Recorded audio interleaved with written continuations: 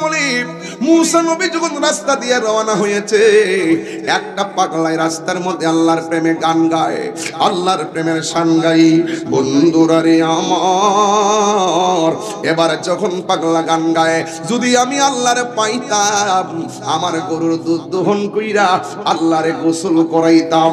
এই কথা যেই মাত্র বলছে, মুসা নবী কি নরম না গরম? হঠাৎ করে একটা ধমক মারছে। ও যুবক, ধমক মারার পর এই পাগলা জঙ্গলার ভিতরে চলে গেছে। আর মুসা কালিমুল্লাহ আমার রবের সঙ্গে কথা বলার জন্য গেছে, কিন্তু আমার রব মুসা নবীর সঙ্গে কথা কয় না। এবার মুসা নবী ডাক, আল্লাহ আকবার জোরে হবে, মুসা নবী ডাক দিয়া কই, আল্লাহ গো, কোনদিন তো আপনাকে একটা টাকের বেশি দুইটা টাকে দেওয়া লাগে নাই, আজকে কেন আপনি আমার সঙ্গে কথা বলেন না?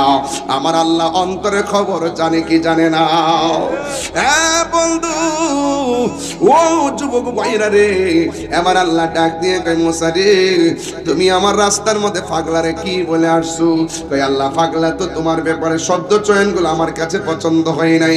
এবার আল্লাহ কয়, মুসা রে, তুমি ঠোঁটের শব্দ চয়ন দেখেছো, অন্তর খবর তো তুমি জানো না। এই কথা বলার পর ওই পাগলা জঙ্গলার ভিতরে ঢুকে গেছে।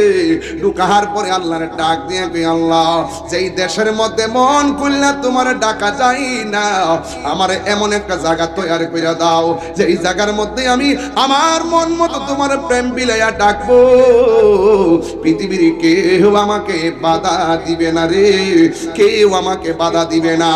এই কথা বলার পর আল্লাহ রাব্বুল আলামিন ওই পাথরটারে দুইটা ভাগ করে দিয়েছে, একটা পাথরে দুইটা ভাগ করে দিয়েছে। আমার আল্লাহ রাব্বুল আলামিন ওই পাথরের ভিতরে আমার জন্য একটা বাড়ি বানায়া দিয়েছে, যার মায়ের নাম হল মারিয়াম, যার কোনো পিতা নাই, ঈসা রূহুল্লাহ। যদি প্রশ্ন করি, তালতলির বাবা গায়ের মধ্যে তাল লাগায়া বলো, আপনারা জবান খুলে বলেন, এই পৃথিবীতে একজন পয়গাম্বর চতুর্থ আকাশে, ওই পয়গাম্বরের নাম কি? আরো জোরে বলেন। এখন যদি প্রশ্ন করি, আর একজন নবী আছে চতুর্থ আসমানে, জিতে গেছে, ফাইন ফাইন। আর একজন নবী আছে, যে নবীর নাম হলো ইদ্রিস আলাইহিস সালাম। জোরে জোরে কি সুবহানাল্লাহ বলা যাবে না? ওই ঈসা রূহুল্লাহ চতুর্থ আসমানের মধ্যে আছেন। সেই ঈসা রূহুল্লাহ বললেন, আল্লাহ, তোমার সৃষ্টি যদি এত সুন্দর হয় গো, না জানে তুমি আল্লাহ কত সুন্দর। তোমার কবি বলতেছেন, তোমার সৃষ্টি যদি হয় এত সুন্দর, না জানে তাহলে তুমি কত সুন্দর, কত সুন্দর। সবাই, তোমার সৃষ্টি যদি হয় এত সুন্দর, না জানি তাহলে তুমি কত সুন্দর, কত সুন্দর। যেন বি উম্মতের বেদনা আজ তিনি কাঁদিতেছেন মদিনায়, যে নবী উম্মতের বেদনা আজ তিনি কাঁদিতেছেন মদিনায়। যদি সেই নবী সেই মন হয় এত সুন্দর, যদি সে নবী সে মন হয় এত সুন্দর, না জানি তাহলে তুমি কত সুন্দর,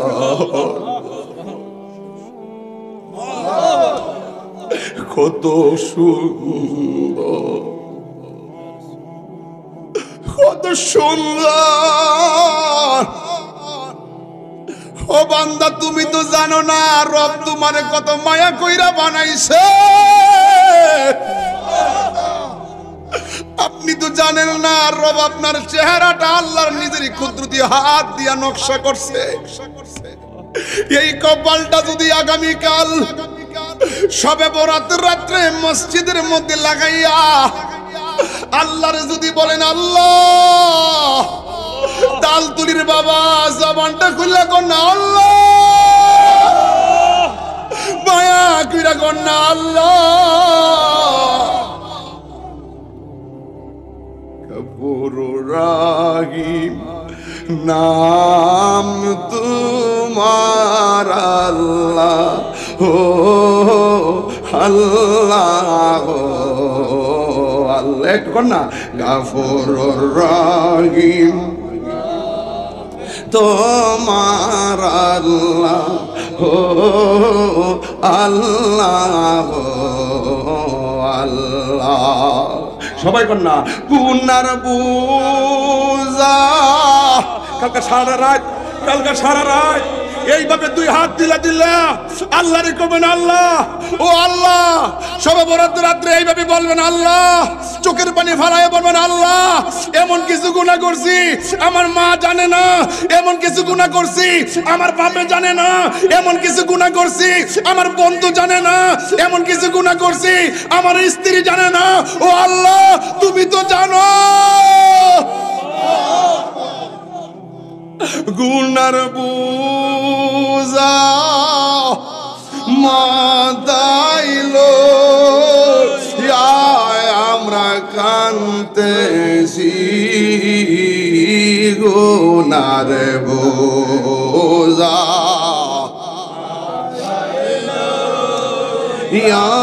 আমরা কান্তেছি, মাফ করে দাও মাহবুব আল্লাহ। বিনয়া আল্লাহ সব দেখতেছে, মনের খবর জানে। আরে মাফ করে দাও মাহবুব আল্লাহ, বন্ধু নাই রে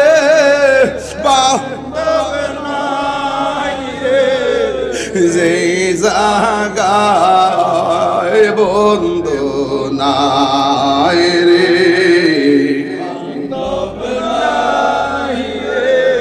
এই যে জাগায় সেই জাগারো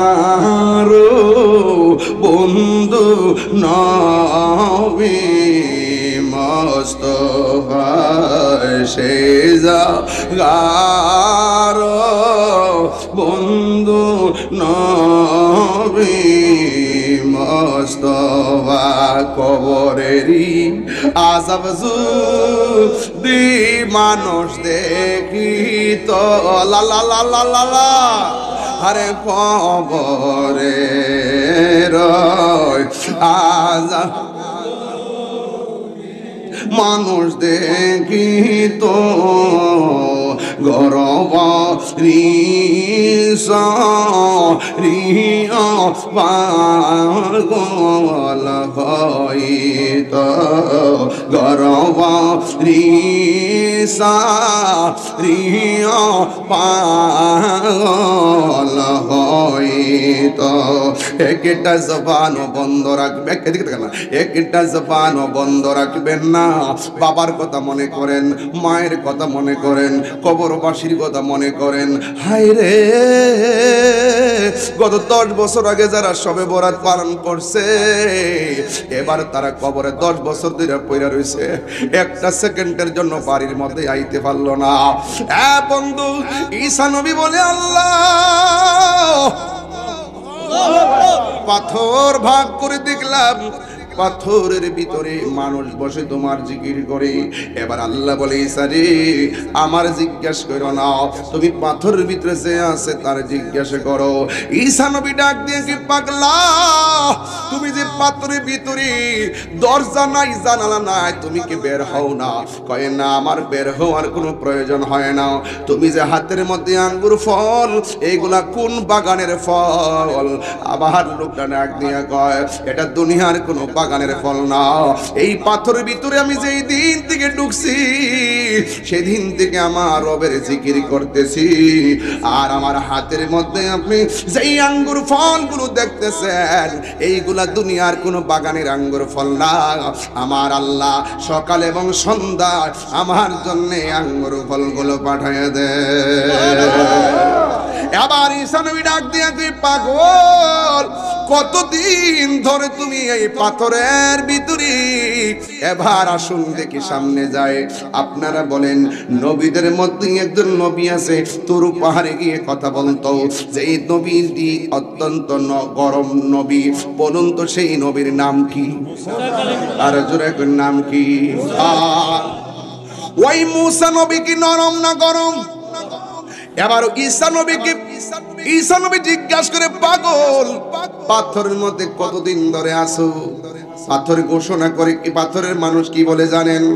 ডাক দিয়ে বলে, ঈসা রে, মুসা নবীর আমলে, জোরে কন্যা সুবহানাল্লাহ, মুসা নবীর আমলে, মুসা নবী যখন রাস্তা দিয়ে রওনা হয়েছে, একটা পাগলাই রাস্তার মধ্যে আল্লাহর প্রেমে গান গায়, আল্লাহর প্রেমের শান গাই। বন্ধুরা রে আমার, এবার যখন পাগলা গান গায়, যদি আমি আল্লাহরে পাইতাম, আমার গরুর দুধ দহন কইরা আল্লাহরে গোসল করাইতাম। এই কথা যেই মাত্র বলছে, মুসা নবী কি নরম না গরম? হঠাৎ করে একটা ধমক মারছে। ও যুবক, ধমক মারার পর এই পাগলা জঙ্গলার ভিতরে চলে গেছে। আর মুসা কালিমুল্লাহ আমার রবের সঙ্গে কথা বলার জন্য গেছে, কিন্তু আমার রব মুসা নবীর সঙ্গে কথা কয় না। এবার মুসা নবী ডাক, আল্লাহ আকবার শুরু হবে, মুসা নবী ডাক দিয়া কই, আল্লাহ গো, কোনদিন তো আপনাকে একটা টাকের বেশি দুইটা টাকে দেওয়া লাগে নাই, আজকে কেন আপনি আমার সঙ্গে কথা বলেন না? আমার আল্লাহ অন্তরের খবর জানে কি জানে না? হ্যাঁ বন্ধু, ও যুবক ভাইরা রে, আমার আল্লাহ ডাক দিয়ে কই, মুসা রে, তুমি আমার রাস্তার মধ্যে পাগলারে কি বলে আসছো? কই, আল্লাহ পাগলা তো তোমার ব্যাপারে শব্দ চয়নগুলো আমার কাছে পছন্দ হয় নাই। এবার আল্লাহ কয়, মুসা রে, তুমি ঠোঁটের শব্দ চয়ন দেখেছো, অন্তর খবর তো তুমি জানো না। এই কথা বলার পর ওই পাগলা জঙ্গলার ভিতরে ঢুকে গেছে। ঢুকার পরে আল্লাহর ডাক দিয়ে কই, আল্লাহ, যেই দেশের মধ্যে মন খুলনা তোমার ডাকা যায় না, আমার এমন একটা জায়গা তৈরি করে দাও, যেই জায়গার মধ্যে আমি আমার মন মতো তোমার প্রেম বিলাইয়া ডাকবো, পৃথিবীর কেউ আমাকে বাধা দিবে না রে, কেউ আমাকে বাধা দিবে না। এই কথা বলার পর আল্লাহ রাব্বুল আলামিন ওই পাথরটারে দুইটা ভাগ করে দিয়েছে, একটা পাথরে দুইটা ভাগ করে দিয়েছে। আমার আল্লাহ রাব্বুল আলামিন ওই পাথরের ভিতরে আমার জন্য একটা বাড়ি বানায়া দিয়েছে। সেই দিন থেকে এই পাথরের ভিতরে আমি ইবাদত করি। এবার ঈসা রুহুল্লাহ ডাক দিয়ে, আল্লাহ, আমার উম্মত তো এত হায়াত পাবে না, আমরা তো এত ইবাদত করতে পারবে না, নির্বেজাল ইবাদত করতে পারবে না। এবার আমার আল্লাহ ডাক দিয়ে, ঈসা রে, আমার আখিরি জামানার পয়গম্বরের উম্মতের আমলে, আখিরি জামানার পয়গম্বর রাহমাতুল লিল আলামিন যখন দুনিয়ায় যাবে, ওই নবীর উম্মতের আমল নামাই এই পাগলা পাথরের ভিতরে নির্বেজাল নিরঙ্কুশেই ইবাদত করলো, এই পরিমাণ সওয়াব আমি আল্লাহ একটা রাইতেই আমার বান্দাদেরকে দান করব। ওই রাত্রটার নাম কি? যতটা কিতাব খুলেছি ওই রাত্রটার কথাই বলা হয়েছে, লাইলাতুন নিসফি মিন শাবান। এই রাত্রটা হলো শবে বরাতের রাত্র। ওই মুহূর্তে ঈসা নবী আল্লাহর ডাক দিয়ে কই, আল্লাহ, আমারে যদি নবী না বানাইয়া আখিরি জামানার নবীর উম্মত বানাইতা, তাইলে আমার জীবনটা ধন্য হয়ে যেত, আমার জীবনটা ধন্য হয়ে যেত। এই আমার তালতলির বাবারা পায়ের মধ্যে হাত দিয়ে বলে দিয়ে যায়, জিনা করলে গুনাহ হয়, গুনাহটার অনেক বড় মনে হয়, মিথ্যা বললে গুনাহ হয়, গুনাহটার বড় মনে হয়, আরে হারাম খাইলে গুনাহ হয়, গুনাহটার অনেক বড় মনে হয়। কিন্তু আমার আল্লাহ আপনার জন্য আমার জন্য অনেক বড় বড় নিয়ামত দিয়া রাখছি। এই নিয়ামতগুলো আমরা আদায় করতে জানি না, এই নিয়ামতগুলো আমরা আদায় করতে জানি না। যুবক, আগামীকাল শবে বরাতের রাত্র, মনে করো না সবাই লাগাতার কালকে মাপ পাবে। হাদিসের মধ্যে আমি আজকেও পড়েছি, আজকেও আমি হাদিসের মধ্যে দেখেছি, হাস ওই যে কালকে শবে বরাতের রাত যারা জাদু টুনা করে এদেরকে আমার আল্লাহ মাফ করবে না। যারা গণকামি করে, গণকের কথা বিশ্বাস করি, এদের গুনাহ আল্লাহ মাফ করবে না। যারা জাদু বিদ্যা করে এদের গুনাহ আল্লাহ মাফ করবে না। সুদখোরের গুনাহ আল্লাহ মাফ করবে না। বান্দার হক পালনকারী, হক মেরে খাওয়ার মানুষের গুনাহ মাফ করবে না। ও বন্ধু, আরেকটা কি জানোনি? কই আরেকটা গলো, মা বাবার অবাধ্য সন্তানদের গুনাহ আমার আল্লাহ মাফ করবে না। এখন সবই হলো না না না না না না। এরপরও আল্লাহ একটা গাফফার নাম দিছে রে, আল্লাহ একটা রহমান নাম দিছে। পাহাড় পরিমাণ গুনাহ করার পরেও আল্লাহ কয় লা তাকনাতু মির রাহমাতিল্লাহ, আমার রহমত। আজকে রাইতে বাড়িতে যাইয়া কইবা আম্মা, ও আম্মা গো, মা গো, মা, কালকে শবে বরাতের রাত্র মসজিদের মধ্যে যাইতেছি, তোমারে যদি কোনো কষ্ট দিয়া থাকে গো আম্মা, মেহেরবানি করে আমারে মাফ করে দাও। তুমি যদি আমারে বদদুয়া দাও, কালকের শবে বরাত আমার ভাগ্যে নাই, তুমি যদি আমারে বদদুয়া দিয়ে ধ্বংস করে দাও, তাইলে আমি ইবাদত কবুলের কোনো গ্যারান্টি কার্ড আমার কাছে নাই গো। এ মা, মাথা হাত বলে দোয়া কইরা দাও। ওই মা যদি ঘরে বসে দোয়া করে, আর যদি আমার আল্লাহরে ডাক দিয়ে আল্লাহ, জবানটা খুলনা কর না আল্লাহ, একটু মায়ার সুরে কর না আল্লাহ, ও আল্লাহ, আমার পুল আমার কাছে মাফ চাইয়া, আমার যত কষ্ট দিয়েছে আমি সব ভুলে গেছি।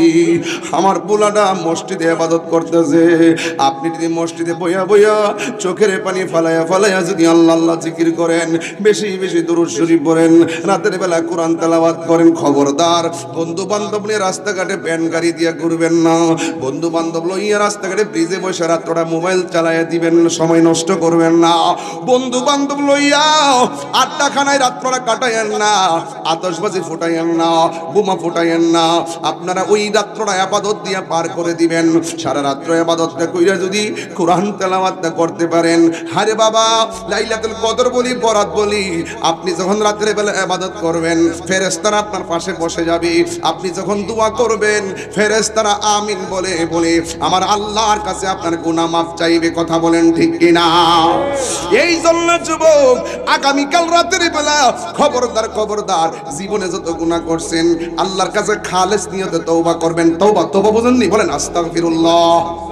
এটা মহব্বতে কোন আস্তাগফিরুল্লাহ ও রব্বি মিন কুল্লি যামবি ওয়া আতুবু ইলাইহি লা হাওলা ওয়ালা কুওয়াতা ইল্লা বিল্লাহিল আলিয়্যুল আযীম। যদি আরবিতে না পারেন বলবেন হে আল্লাহ, সবাই কোন হে আল্লাহ, জানা অজানা, ইচ্ছা অনিচ্ছা, শিরকি বেদাতি সব গুনাহ মাফ করে দাও।